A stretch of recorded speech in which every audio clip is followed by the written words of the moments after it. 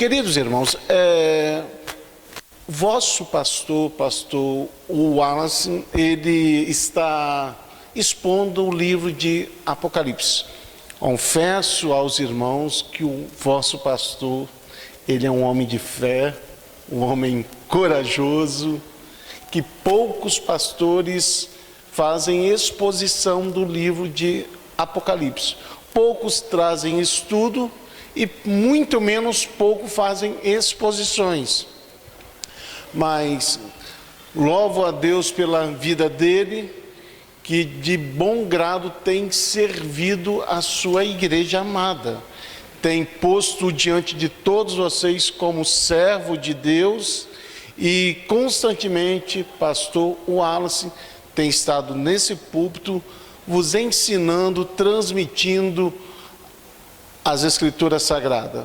Isso nós louvamos a Deus, nós glorificamos a Deus. Neste momento, a glória e a honra deve ser voltada para o Senhor nosso Deus. E hoje nós vamos ler o livro de Apocalipse, capítulo 4. Foi o texto a qual ele me passou. Nós não trouxemos slide, porque foi tudo muito rápido, mas os irmãos vão me acompanhar perfeitamente nessa exposição.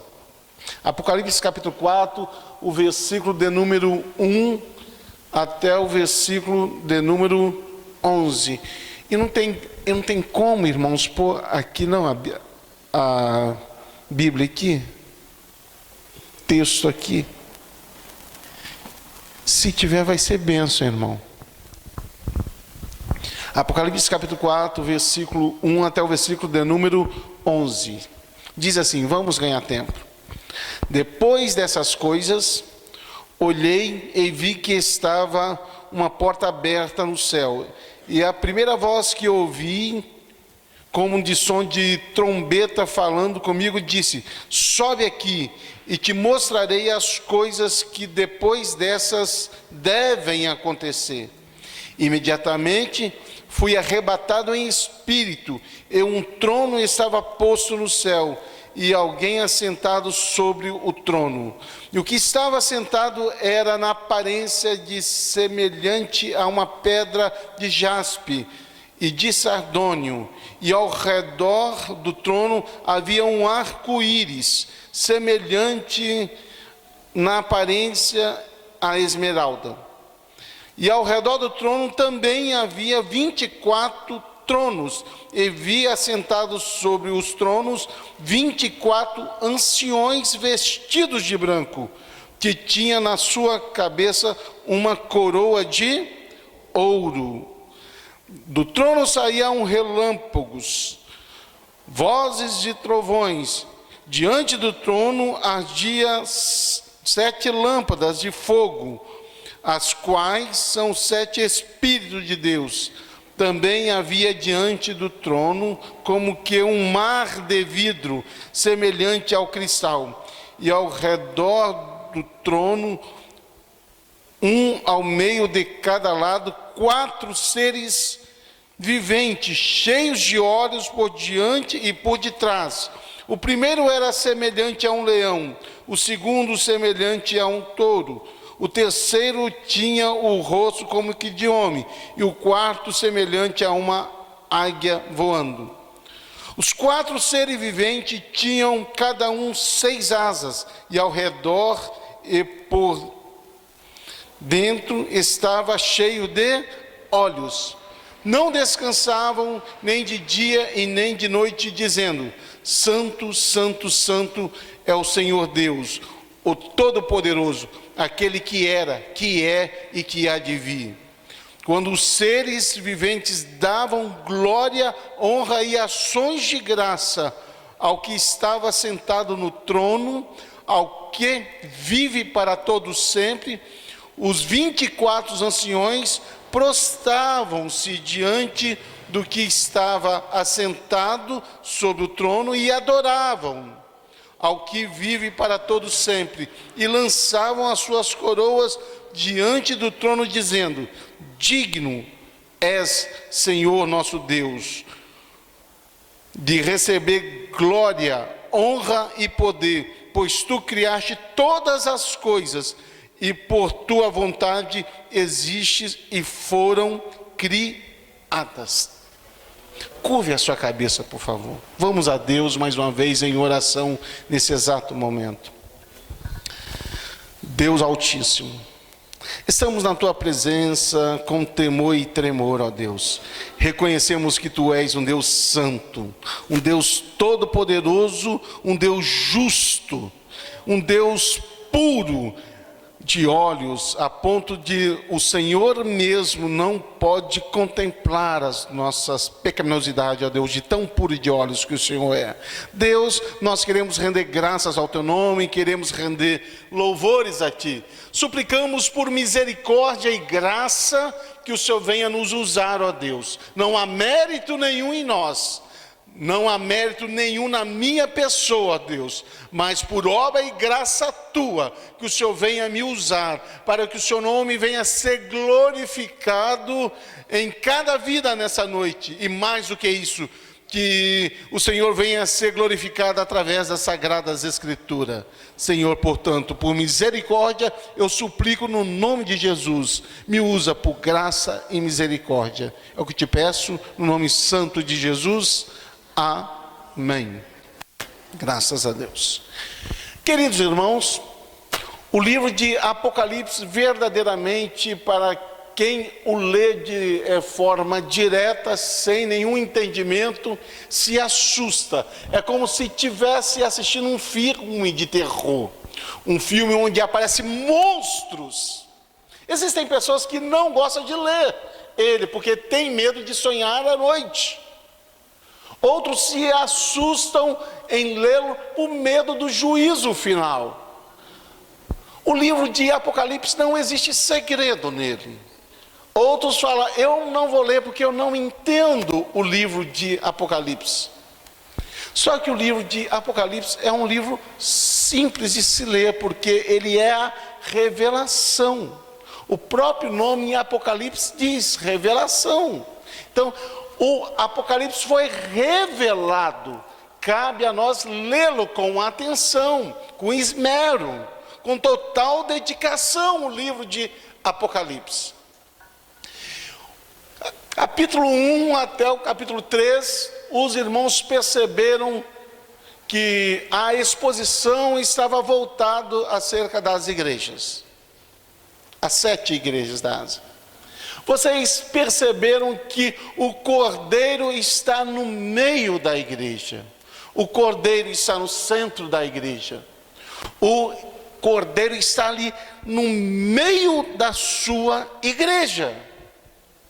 Você vai perceber isso, que ele está no meio da igreja. Só que já no capítulo 4, o Cordeiro não mais está no meio da igreja. Você não vai encontrar o Cordeiro no meio da igreja. Você vai encontrar o Cordeiro sentado no trono. O Cordeiro não mais está no meio da igreja, mas está sentado num trono.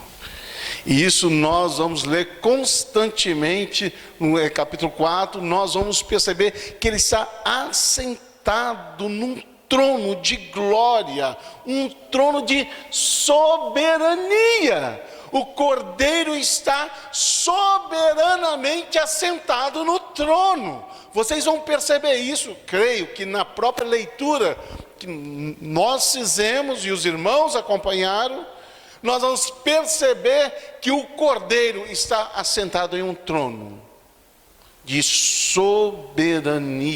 Ele, de forma soberana, absoluta, o Cordeiro de Deus, Jesus Cristo, está assentado em um trono maravilhoso, um trono de glória, de resplendor,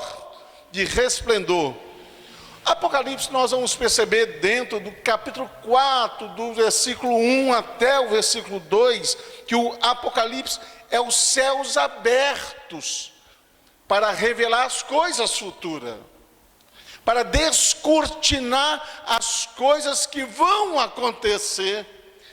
o Apocalipse, Deus abre os céus para os teus servos. Ele abre os céus para João e revela todas as coisas que devem acontecer. Vocês vão perceber isso, acompanhem comigo, por favor, versículo 1 e 2. Depois dessas coisas, olhei e vi que estava uma porta aberta no céu. E a primeira voz que eu ouvi, como do som de trombeta falando comigo, dizendo: sobe para aqui, e te mostrarei as coisas que depois destas devem acontecer. E imediatamente fui arrebatado em espírito, e um trono estava posto no céu, e alguém assentava sobre o trono. Alguns estudiosos dizem que quando o Cordeiro, quando aquela voz fala, sobe aqui, alguns estudiosos entendem que ali está acontecendo o arrebatamento da igreja. Claro que isso é uma visão de interpretação, de que ali a igreja é arrebatada, representada pelo apóstolo João. Isso é um fato de interpretação, porque o Apocalipse nós vamos ver muitas interpretações, irmãos, pois o próprio livro ele é recheado de figuras, de linguagem. Há muitas figuras, como nós vimos já dentro do capítulo 4 na nossa leitura. Ele é um livro recheado de figuras. E entre essas figuras está o escatomorfismo dentro do Apocalipse. Deixa eu explicar aqui para vocês o que é o escatomorfismo. O escatomorfismo é uma linguagem de figura que Deus usa para falar das coisas eternas na linguagem humana. Isso é escatomorfismo. Deus, ele fala das coisas eternas na linguagem humana. Se Deus não fizesse assim, irmãos, seria impossível nós que somos limitados, tão pequenos, entendermos das coisas eternas. Seria impossível nós mortais entendermos das coisas eternas. Deus, por sua graça e misericórdia, achou por bem falar em linguagens humanas acerca das coisas futuras, para que nós possamos entender um pouquinho das coisas futuras, um pouquinho acerca do céu, um pouquinho da glória que há de se manifestar para a igreja do Senhor. Então, o Apocalipse, você vai ver muito isso, essa linguagem de escatomorfismo. O que é um escatomorfismo? É Deus usando linguagens humanas para expressar as coisas eternas, as coisas eternas. Você vai ver isso constantemente no livro de Apocalipse. Constantemente você vai... Hoje nós vamos ver aqui algumas vezes essa linguagem. Bem, nós estamos percebendo que Deus está chamando João para ver algumas coisas acerca do futuro. Mas eu quero chamar a sua atenção, é que Deus está falando para João: sobe aqui e que te mostrarei as coisas que hão de acontecer. Não há dúvidas aqui, não há dúvidas aqui, não é... Deus não está dizendo assim: olha, sobe aqui que eu vou te mostrar coisas que talvez podem acontecer, ou que supostamente pode acontecer. Deus não está falando assim. A questão da voz que sai do trono é uma voz de determinação, de soberania mesmo. As coisas que hão de acontecer, que devem acontecer, que vão acontecer. Sabe por que isso, irmãos? A questão é simples e óbvia, que aqui não há lugar para os adivinhadores. Aqui não há lugar para os cartomantes. Aqui não há lugar para nenhuma espécie de adivinhadores, não. Todas essas pessoas, todas essas religiões, todos esses religiosos, eles tentam prever o futuro. Eles tentam prever. Eles tentam prever o futuro. A questão de Deus, ele é diferente. Deus não prevê o futuro. Deus, ele antevê o futuro. Deus antevê o futuro. Sabe por quê? Porque para Deus não existe tempo. Não existe passado, presente e futuro. Deus, ele preenche.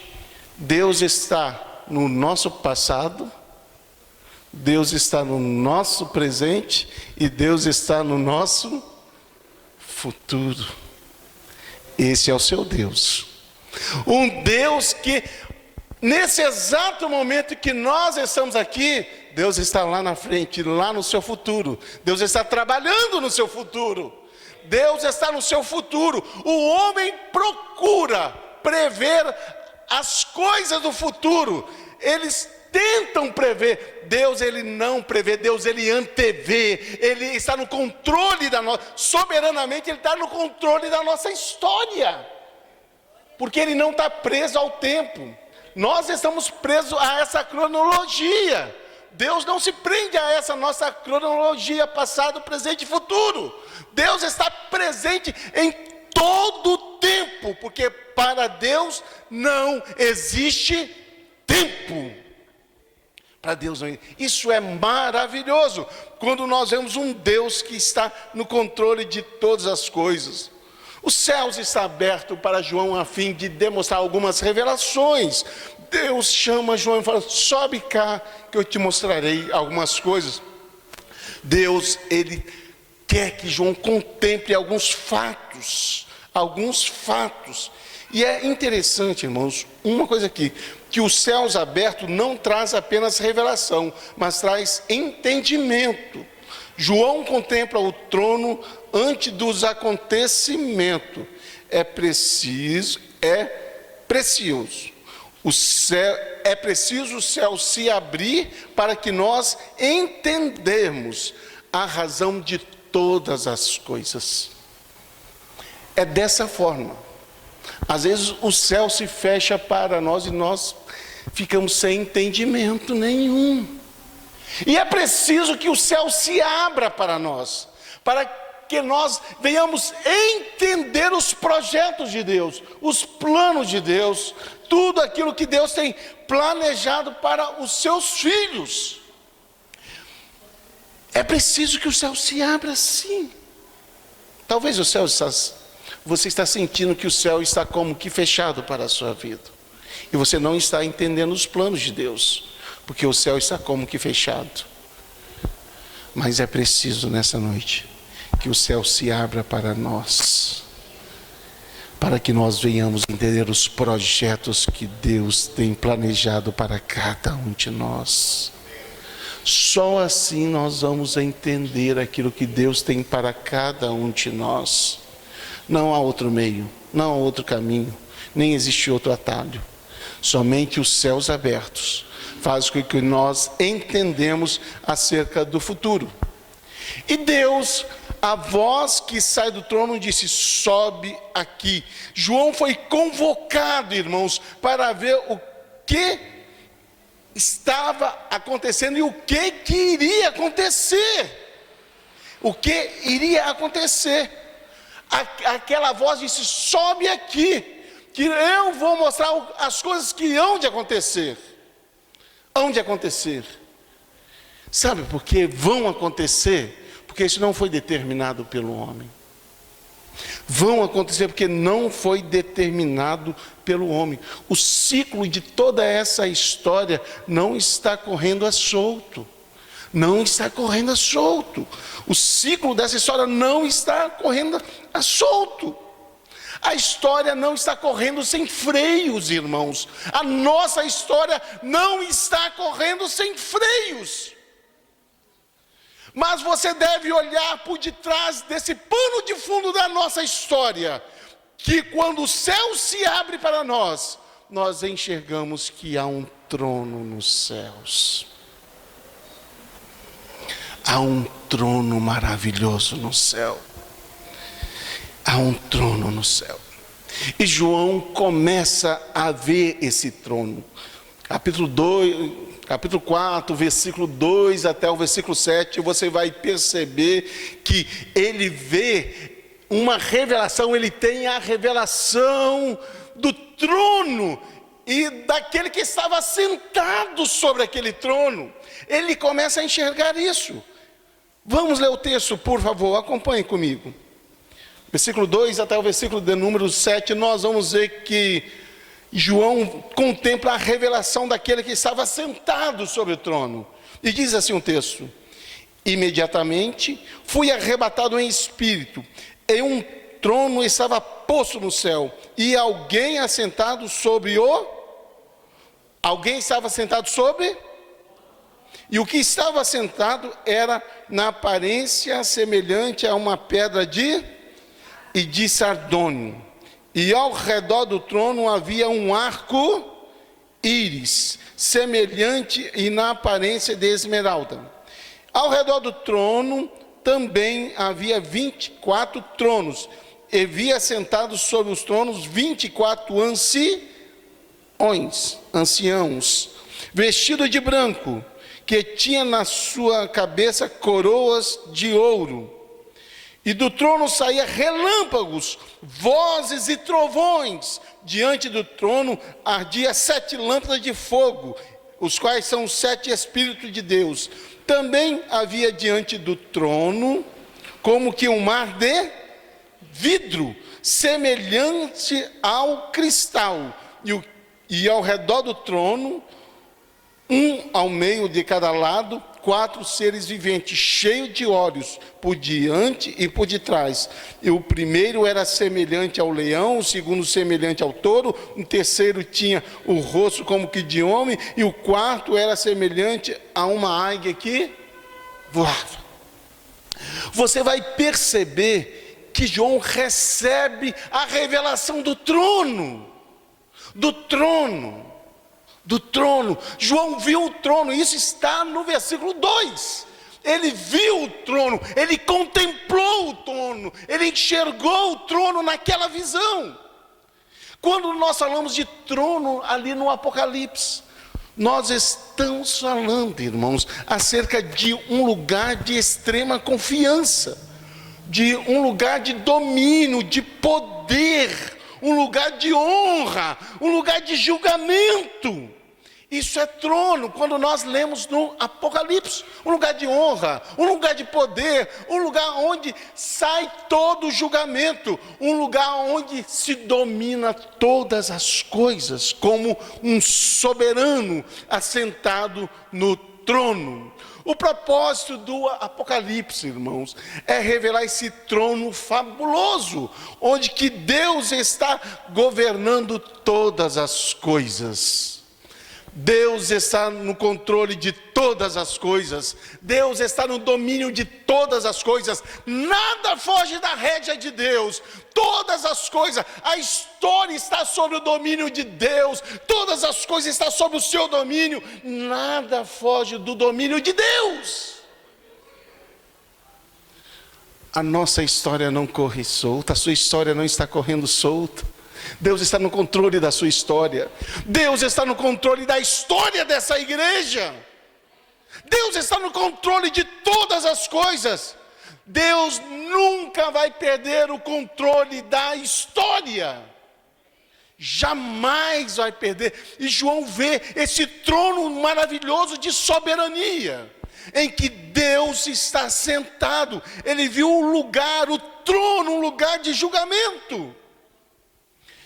E é por causa disso que o livro de Apocalipse dá uma certa ênfase. Cerca de 47 vezes você vai perceber no livro de Apocalipse a expressão trono, ela é citado. Ela está cerca de 47 vezes. Tipo assim, mostra que o trono, fala sobre o trono, diante do trono, ao redor do trono, fala sobre no meio do trono, a partir do trono. Isso quer dizer o quê? Isso quer dizer que Deus está controlando todas as coisas, seja de um lado, seja do outro, seja embaixo, seja em cima, seja embaixo. Deus está no controle de tudo, irmãos. Deus está no controle de tudo.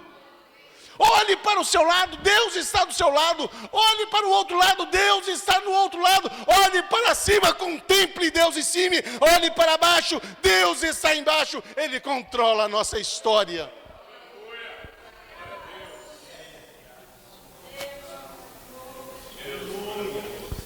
Deus está no controle da nossa história. E nada foge das suas mãos. Nada foge das suas mãos. Nós vamos ver isso. Um Deus todo-poderoso controlando todas as coisas. Bem, João viu o trono. E o que mais João viu? Além do trono? Aquele que estava sentado. Tenta entender essa visão de João, você vai ficar louco. João contemplando aquele que estava sentado. É óbvio que João, olha, me entenda aqui.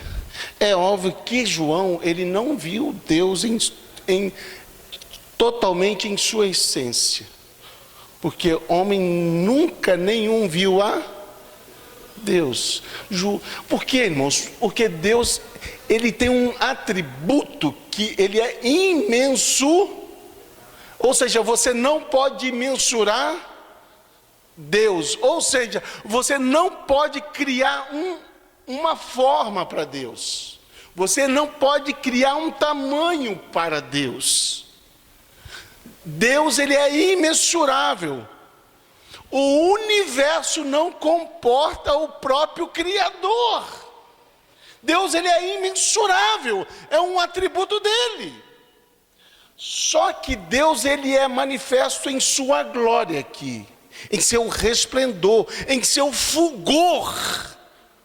O fulgor de Deus estava descrevendo a ele, como que uma pessoa assentada em um trono, e saía daquele trono o quê? Um brilho muito grande, um brilho maravilhoso, apaixonante, inesquecível para João. Foi um brilho fabuloso, maravilhoso mesmo. João viu esse brilho todo.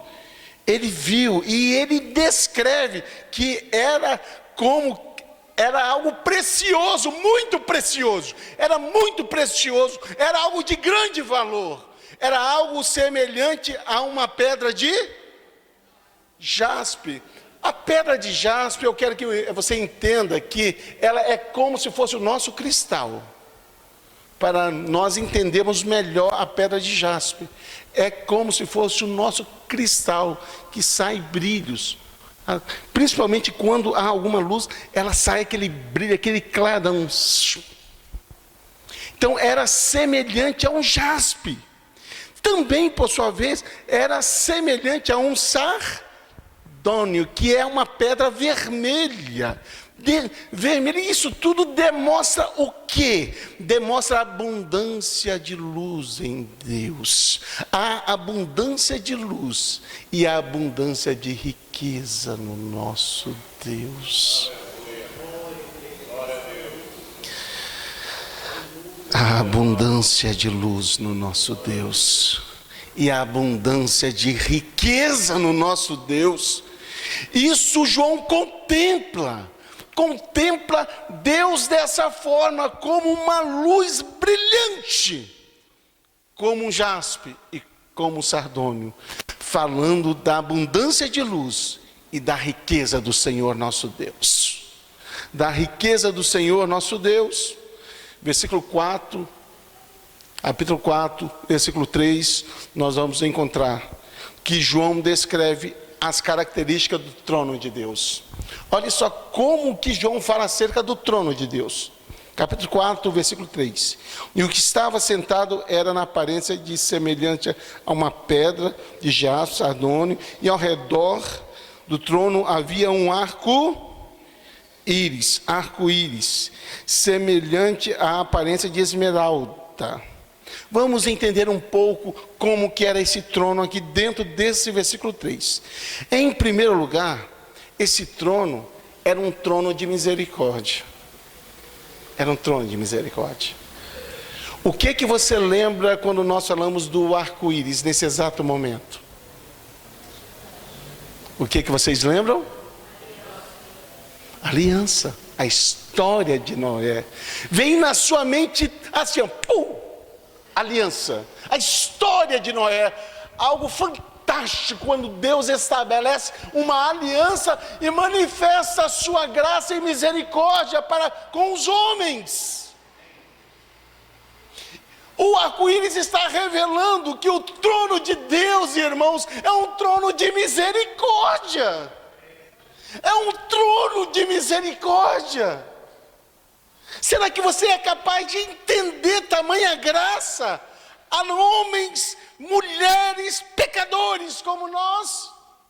Um trono de misericórdia. Deus está sentado sobre um trono de misericórdia. Só que tem uma outra questãozinha. O arco-íris, ele aparece antes ou depois da chuva?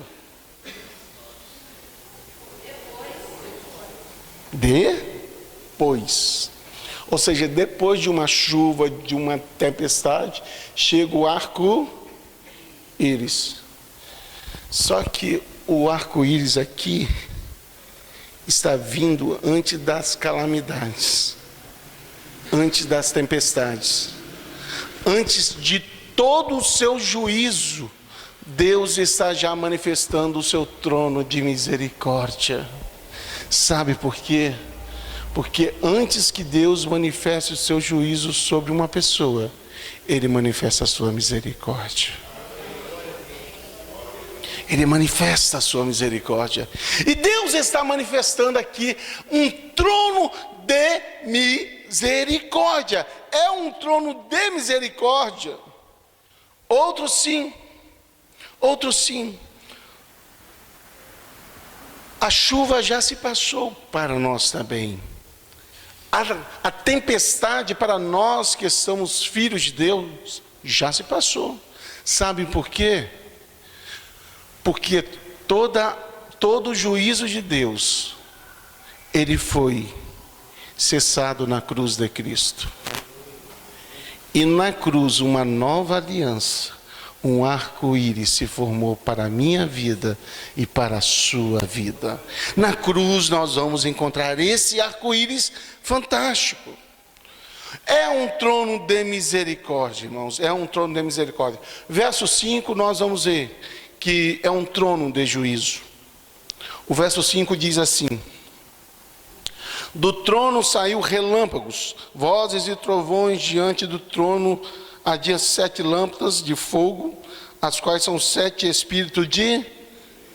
Esses trovões, esses raios estão proclamando o juízo de Deus. Eu quero dizer uma verdade para você nessa noite.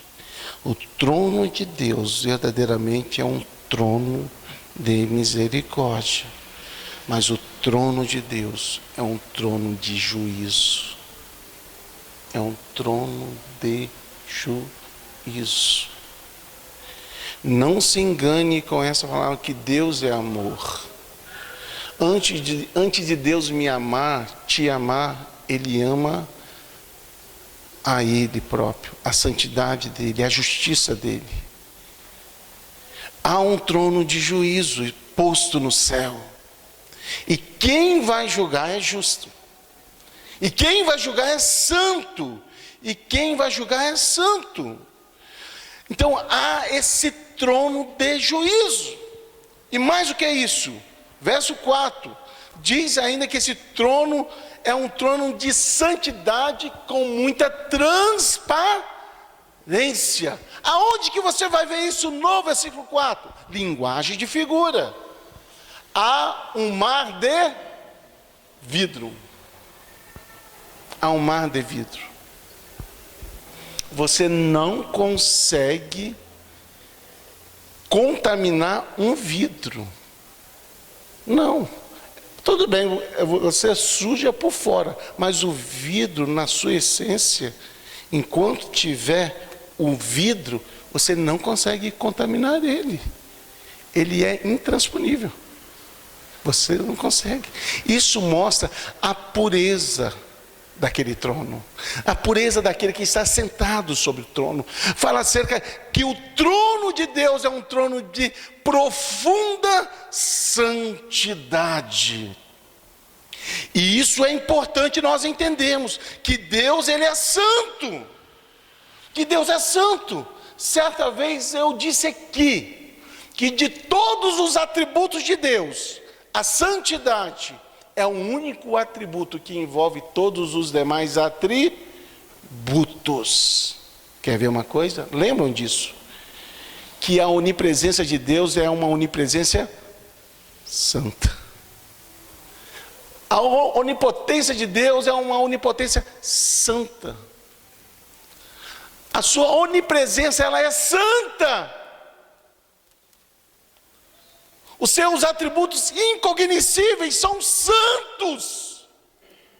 Os seus atos criativos são santos. A sua justiça é santa. Todos os atributos de Deus, o seu amor é um amor santo. E aí que muita gente cai do cavalo e não enxerga que esse amor é santo.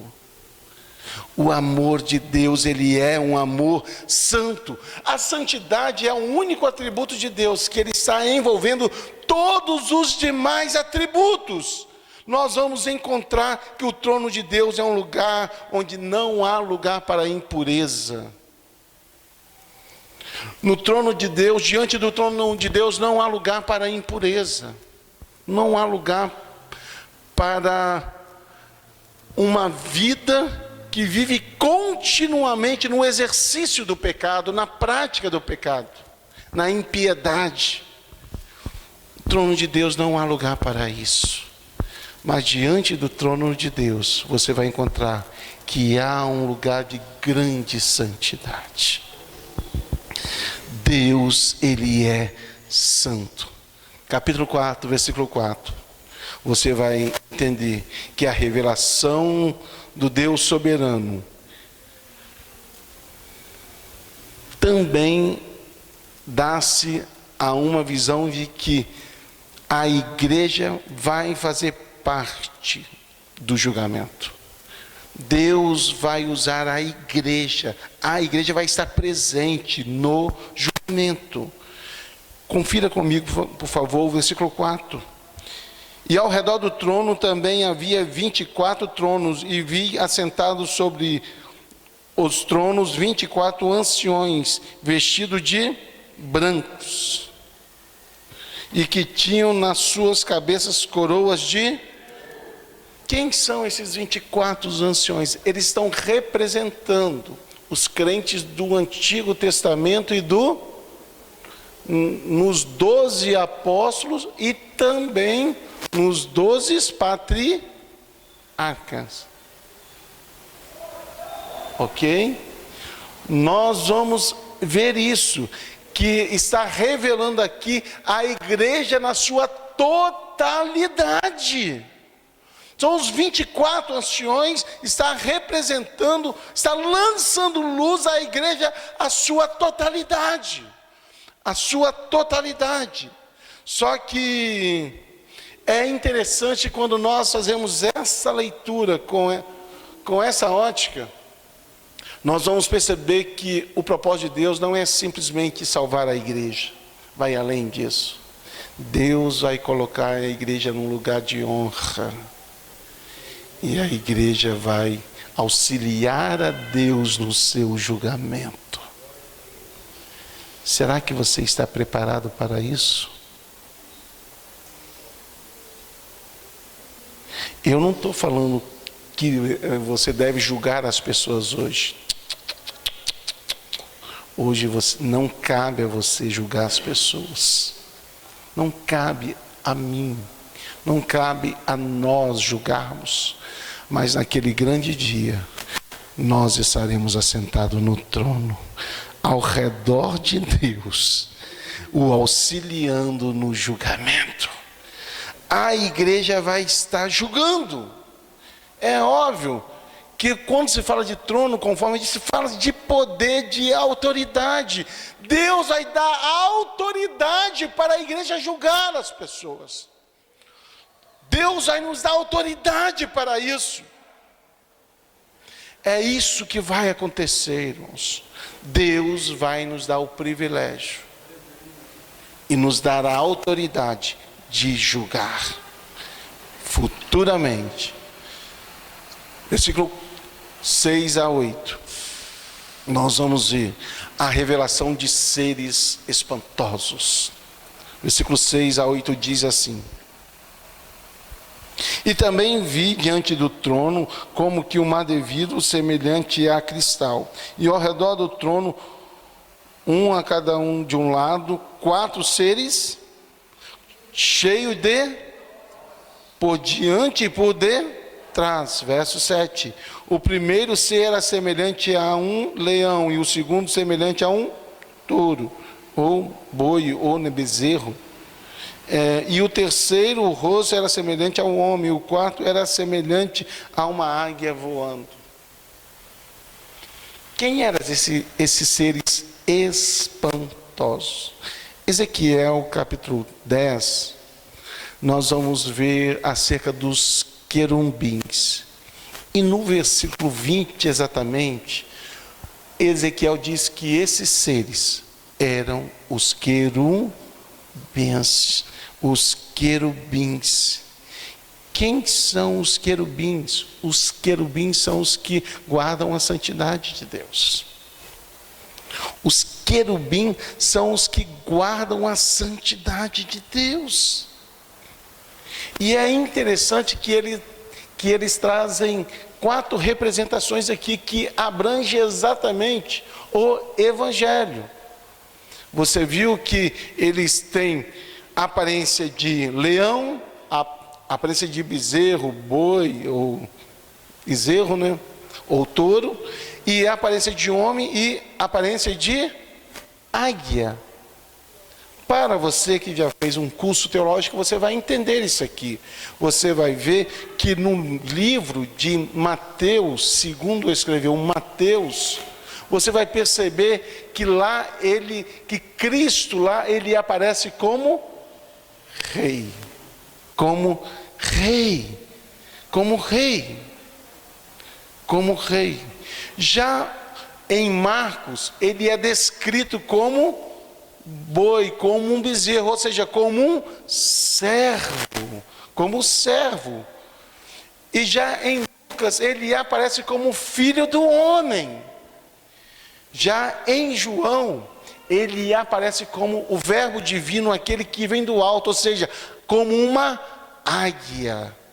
Você vai perceber que esses seres estão representando a plenitude do Evangelho de Deus. Do Evangelho de Deus. E eles guardam a santidade de Deus. E o que é que eles querem fazer mais? O que os querubins querem fazer mais? Eles querem proclamar a santidade de Deus. Eles se voltam para o trono de Deus em adoração. Eles se voltam para o trono de Deus em adoração. Somente em adoração. Tanto que você vai perceber que eles dizem: Santo, Santo, Santo, Santo é o Senhor Deus Todo-Poderoso, aquele que era, que é e que há de. E quando eles estão dizendo, santo, santo, santo, é o Senhor Deus Todo-Poderoso, aquele que era, aquele que é e aquele que há de vir, os 24 anciões, eles veem que eles não têm mérito nenhum nisso. Você sabe o que eles fazem? Eles se prostram e lançam as suas coroas aos pés do trono de Deus, reconhecendo que não há mérito neles. É preciso que nós entendamos que não há mérito nenhum em nós quando nós voltamos para o trono de Deus. Não há mérito nenhum em nós. Não há mérito nenhum em nós. Quando nós voltamos para o trono de Deus, nós devemos nos despir de tudo e reconhecer que não há mérito nenhum em nós. Você quer ver uma coisa interessante? É a oração. Sabe qual é o propósito da oração? Alguns falam, uau, oração é a chave que abre porta. Oração é a chave do poder. Oração é um pouquinho de poder aqui, o outro ora aqui, mais um pouquinho de poder aqui, e o outro ora mais um pouquinho. Daqui a pouco vira um poderzão sobre a igreja. Um poderzaço. Alguns têm essa visão. Só que eu quero te ensinar aqui qual é o propósito da oração. O propósito da oração é despir nós de toda e qualquer soberba e voltar todas as coisas para a glória de Deus. O propósito final da oração é glorificar Deus em tudo e por tudo. Quer ver uma coisa? Quando você ora, diz: Deus, eu não tenho condição nenhuma, mas o Senhor tem. Olha só, isso é oração. Deus, eu não posso nada, mas o Senhor pode. Senhor, eu não tenho nada, mas o Senhor tem tudo. Senhor, eu não tenho força, mas o Senhor é o Deus onipotente. Senhor, eu sou tão fraco, mas o Senhor é forte. Senhor, eu não tenho condição nenhuma, mas o Senhor me dá condição para todas as coisas. Vocês estão enxergando como que é o propósito final da oração? É nos despir de toda a nossa vaidade, de toda a nossa vanglória, e voltar para o trono, nos lançando, jogando tudo perante a tua presença, e reconhecendo que Ele, somente Ele é digno de toda a honra e de toda a glória. É isso que é a oração. O propósito final da oração é isso, é Deus ser glorificado. Aí você fala, e quando alguém me pede oração, como é que fica? Deus é glorificado. Se você criar esse propósito, Deus, irmã Chiquinha me pediu oração, mas o Senhor sabe que eu não posso ajudar ela em nada, mas o Senhor pode ajudar ela em tudo. É o propósito final da oração. Deus tem que ser glorificado. Agora, como tem sido a sua oração? Será que Deus tem sido glorificado? Ou a sua oração foi uma oração com um pouquinho de dose, uma pitada de soberba?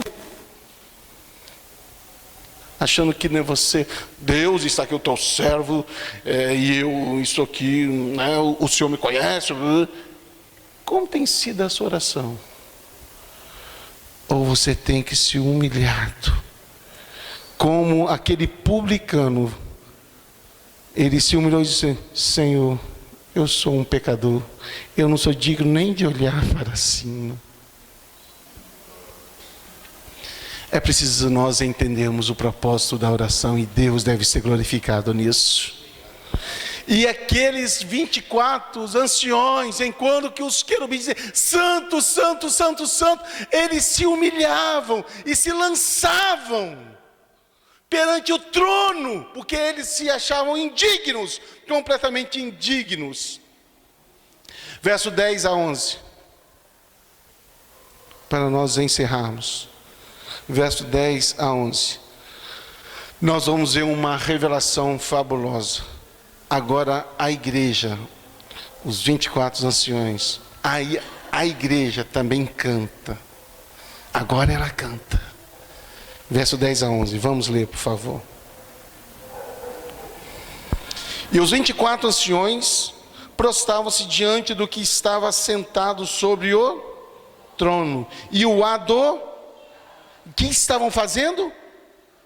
Adorando ao que vive para todo, e lançava as suas coroas diante do trono, dizendo: digno é o Senhor, nosso Deus, de receber a glória, a honra e o poder, pois tu criaste todas as coisas, e por tua vontade existe todas as coisas. A igreja está cantando, irmãos, digno é o Senhor, porque foi o Senhor que criou todas as coisas, e todas as coisas veio a existir conforme o curso da sua soberana vontade. A igreja está cantando.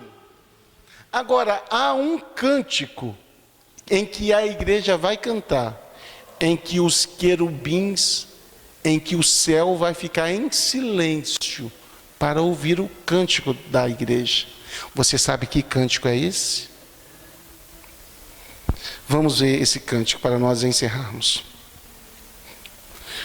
O objetivo dessa adoração maravilhosa, né? Só mais 2 pontos e estaremos encerrando. O objetivo dessa adoração, Apocalipse 5, 12 e 13. Leiam para mim, por favor. Aqui, por favor, irmão. Apocalipse 5, 12 e 13.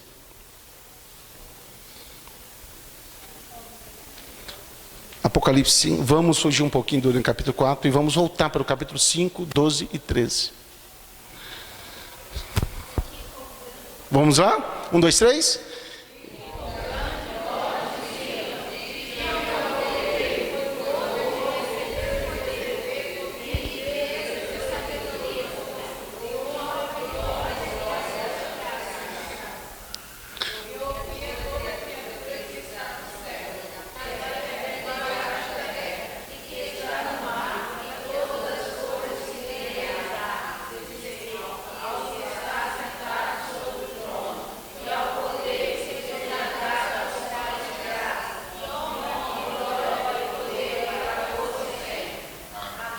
Há uma parte desse cântico, é o cântico dos remidos. O cântico dos... Acho que vocês já leram isso no livro de Apocalipse. O cântico dos remidos. Anjos têm condição de ser remidos? Sim ou não? Não.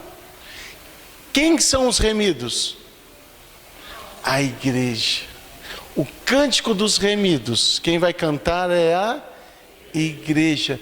E os anjos vão ficar olhando e vão ficar pasmados. Que coisa linda. Eles venceram e estão cantando ao Cordeiro. Mas chegará um ponto em que todos vão cantar, seja os que estão ao redor do trono, assentados sobre o trono, e todos irão cantar, seja os que estão no céu, ou debaixo da terra, ou que estão no mar, todas as coisas que nele há, dizem ao que está assentado sobre o trono, ao Cordeiro, seja dada ações de graças e honra, e glória, e poder para todo sempre. Chegará um dia que toda criatura, irá adorar a Deus. O Cordeiro é o nosso objetivo, é a nossa adoração, é o nosso alvo. E qual vai ser o ato dessa adoração?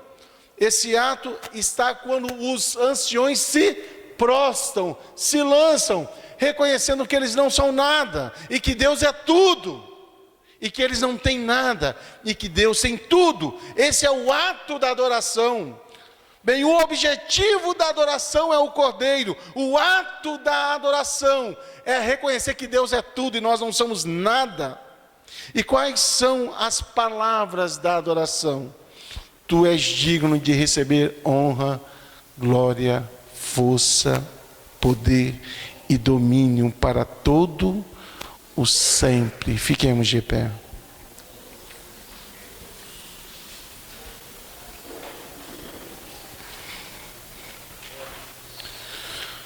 Nós contemplamos os céus abertos nessa noite, e há um trono nesse céu. Nós vamos cantar rapidamente um cântico. Irmãos, me ajudem, por favor. Eu sou muito desafinado, não sou pouco, sou muito. Vamos cantar ao nosso Deus, pois Ele é digno de receber louvores. Você crê nisso?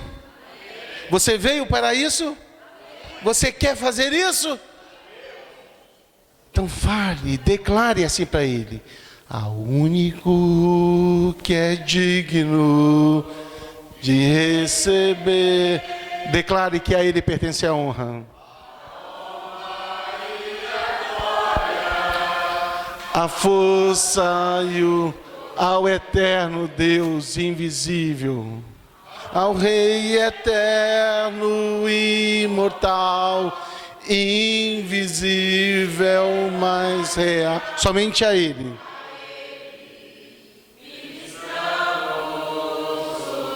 Agora vamos cantar com mais força. Agora vamos lá, 1, 2, 3.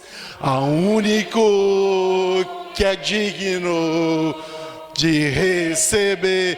Levante as suas mãos e declare a Ele a honra e a glória, a força e o poder. Ao Rei eterno, declare a Ele nessa noite: Rei eterno, imortal, invisível, mais real, a Ele ministramos o louvor. Nessa adoração você vai coroá-lo. Vamos lá, 1, 2, 3. Coroamos a Ti, ó Rei Jesus. Coroamos a Ti, ó Rei Jesus. Somente a Ti nessa noite, ó Deus, pertence a adoração. O louvor e a honra, tudo pertence a Ti, ó Deus. Gramos todo no nosso ser. Nessa noite consagramos, nessa noite, vamos lá. Consagramos todo o nosso ser, a nossa vida, ó Pai. Consagramos todo o nosso ser a Ti, tudo que há em nós, ó Deus. Consagramos todo o nosso ser a Ti. Pai eterno, Deus bondoso, Senhor, rendemos glória ao Teu nome e rendemos louvores a Ti, pois o Senhor está sentado no alto e sublime trono. O Senhor é um Deus digno de honra, de glória, de força, poder, domínio, majestade pertence a Ti pelos séculos dos séculos, ó Deus. Por isso declamamos, ó Deus, declaramos que Tu és um Deus bendito, maravilhoso, santo, criador, onisciente, onipresente, onipotente, eterno, imutável, incognoscível. Todos esses atributos pertencem a Ti, ó Deus, um Deus justo, um Deus amoroso, um Deus que ama a sua justiça e que ama a sua santidade. Ó Deus, nós Te louvamos por cada irmão, pela Tua palavra, pela exposição das Sagradas Escrituras. Deus, que toda a glória seja dado a Ti, ó Deus, nessa noite. E se porventura eu disse algo que foi de contra as Escrituras, me perdoe, ó Deus. É o que eu Te peço e Te adoro. No nome santo de Jesus. Amém. Graças a Deus.